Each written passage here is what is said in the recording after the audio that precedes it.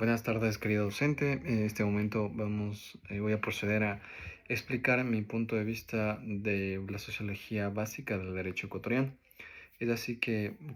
nos vamos a referir a la teoría de la exclusión y la inclusión de grupos humanos, teniendo en cuenta que la inclusión como modo de mantener un privilegio tanto social o económico, en donde la exclusión social en Ecuador no es una causal, al contrario, es un resultado estructural e histórico de la desigualdad desde los inicios de la República, pasando por grupos que fueron sistemáticamente marginados,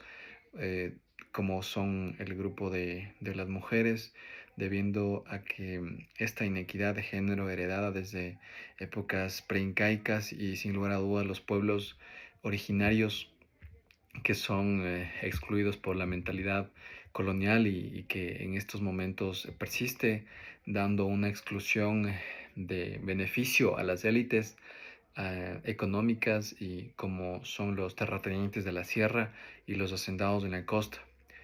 quienes convivieron y convirtieron este privilegio económico en poder social y político. Hay que tener en cuenta que para preservar estos privilegios se utilizó principalmente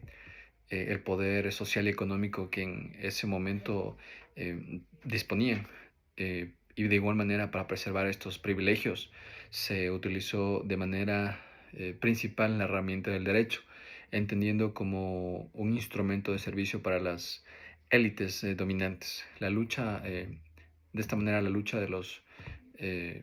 populares, por así mencionarlo, haciendo referencia a los tratos bajos, por su inclusión, en donde analizaremos que las protestas sociales que surgieron en América Latina por una inconformidad del gobierno central, que fue en el segundo semestre del 2019, en donde comparte y compara con otras movilizaciones globales, en donde es una etapa llamada la primavera latinoamericana, de manera que obedece a la cantidad y sin lugar a duda la magnitud de los movimientos sociales que surgen en varios países como una forma de elevar su voz, marcando la historia del continente. Cada protesta hay que tener en cuenta que responde a los contextos nacionales distintos, vividos obviamente en cada uno de sus países, en donde se refleja un descontento profundo que sin lugar a duda trasciende fronteras. La interpretación de los fenómenos que son superficiales son principalmente guiados por discursos políticos que no abastecen el sentir y la representación de cada uno de los ciudadanos hacia con el gobierno, teniendo una verdadera dimensión que sin lugar a duda establece un paralelo histórico que, a comparación de otras épocas de movilización continental, los movimientos de independencia del siglo XIX o sin lugar a duda las dictaduras del siglo XX, se comparan de olas de protestas con movimientos internacionales como la mencionada Primavera Árabe, el Occupy y el Me Too, indicando que podrían estar viviendo uno de estos momentos en el descontento global que se identifican por la académica Jacqueline Van Stekelenburg, quien ha estudiado estas protestas desde una perspectiva histórica, en donde plantea que los movimientos sociales del 2019 en América Latina obedecen a una tendencia global de la movilización ciudadana, de que el ciudadano haga conocer y trascienda obviamente su inconformidad, con implicaciones desde luego políticas que tienen un gran alcance. Hay que tener en cuenta que las raíces sociológicas de este conflicto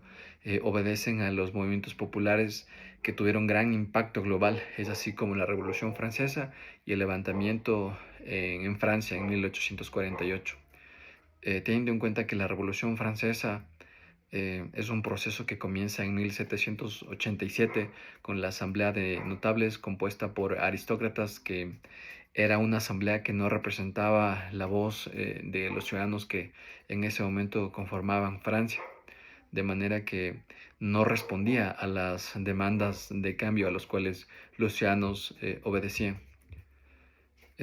Hay que tener en cuenta que en Estados Unidos y Ginebra se estaban formando ya asambleas populares, de manera que la presión social en Francia hizo que se lleve una convocatoria de los estados generales, en donde estaban compuestas sin lugar a duda de la nobleza, del clero y del tercer estado. Esto en 1789, en donde proclaman a la Asamblea Nacional y sin lugar a duda dio inicio de una manera formal a la Revolución Francesa. El levantamiento, de igual manera, dado en Francia en 1848,